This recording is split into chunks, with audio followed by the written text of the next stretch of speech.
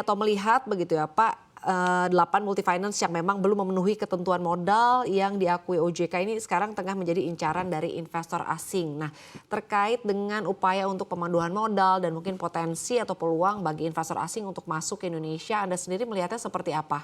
Pak Suwandi, silakan. Ya, kalau kita bicara mengenai 8 perusahaan yang belum memenuhi ketentuan modal, ini merupakan suatu perjalanan yang cukup panjang. Artinya sesuai dengan peraturan POJK yang dibuat pada tahun 2014, POJK 29 sendiri sudah ditentukan bahwa pada akhir Desember 2019 minimum modal harus 100 miliar. Nah, OJK sendiri sebenarnya sudah memberikan waktu yang cukup panjang dari sisi pemenuhan ini sendiri. Padahal sebenarnya secara peraturan Desember 2019 yang lalu harus 100 miliar. Namun kita ketahui karena kejadian COVID dan satu dan lain hal, waktu diberikan. Sementara ini kalau kita lihat waktunya memang sudah tidak ada lagi. Artinya bagi siapapun yang belum memenuhi minimum modal yaitu 100 miliar harus segera mencari strategic partner atau harus segera bergantilah atau mungkin dijual perusahaannya dan kepada investor-investor baru.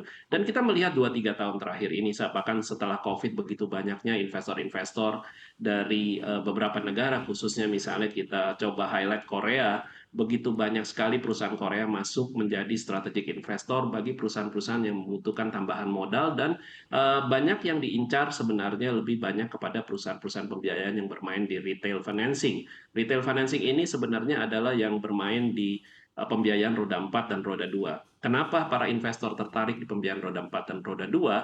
Karena melihat demografi Indonesia dengan penduduknya yang begitu besar, yaitu lebih dari 260 juta, dengan penjualan roda 4 atau mobil yang hanya kisaran 1 juta, dan penjualan motor yang masih kisaran 4 sampai 4,5 juta, ini masih mempunyai pangsa yang luar biasa besar, artinya memang mempunyai kesempatan mereka pembiayaan ini bisa tumbuh. Belum lagi ada pembiayaan dana tunai dan lain-lainnya.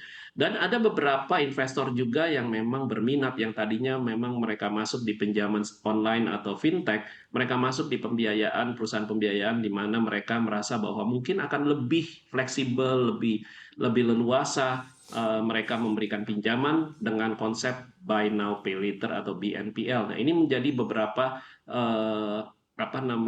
minat-minat yang masuk ke industri kami, dan industri kami mempunyai variansi produk yang semakin luas. Nah, ini kami sambut positif para investor-investor dari beberapa negara asing yang tentunya melihat opportunity atau kesempatan untuk tumbuh di Indonesia, dan yield yang bisa didapatkan dari investasi mereka di Indonesia masih jauh lebih menjanjikan daripada investasi di negara mereka sendiri.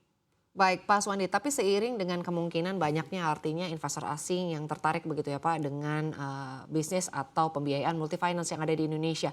Prospek dari multifinance di Indonesia sendiri untuk mungkin jangka pendek dan juga jangka menengahnya akan seperti apa Pak? Sebut saja misalnya di tahun 2023 atau mungkin di tahun 2024. Ya, seperti yang tadi saya sampaikan, bahwa tahun 2022 kemarin pertumbuhan industri pembiayaan sudah menembus angka 13%. Sampai dengan Juni tahun 2023 ini kami sudah 16-17%. 16% lebih sudah kami tumbuh, dan kami yakini bahwa angka sekitar 14-15% pasti kita akan capai, dan semoga angka 16% ini bisa sustain dan stabil sampai dengan akhir tahun 2023 ini. Nah, untuk tahun 2024 seperti yang diproyeksi oleh pemerintah bahwa ekonomi kita akan tumbuh 5,2%, dan ini kurang lebih akan sama dengan 2023. Nah, jika ini benar-benar akan terrealisasi, tentu pertumbuhan kami masih akan di kisaran 14-15%. Nah, suatu hal yang dimana kita ketahui bahwa pertumbuhan di angka 14-15% tentu ini merupakan suatu pertumbuhan yang luar biasa ya kalau itu terjadi.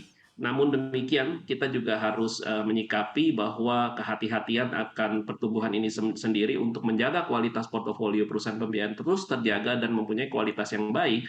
Kami sendiri bersama-sama OJK sedang membuat roadmap 5 tahun ke depan.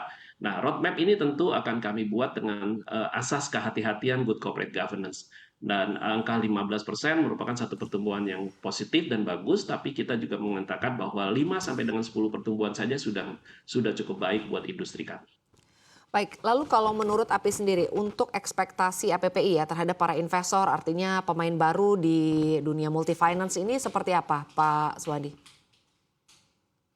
Ya tentu ekspektasi mereka adalah bagaimana mereka bisa berinvestasi dan mereka bisa mengembalikan investasi mereka dengan cepat.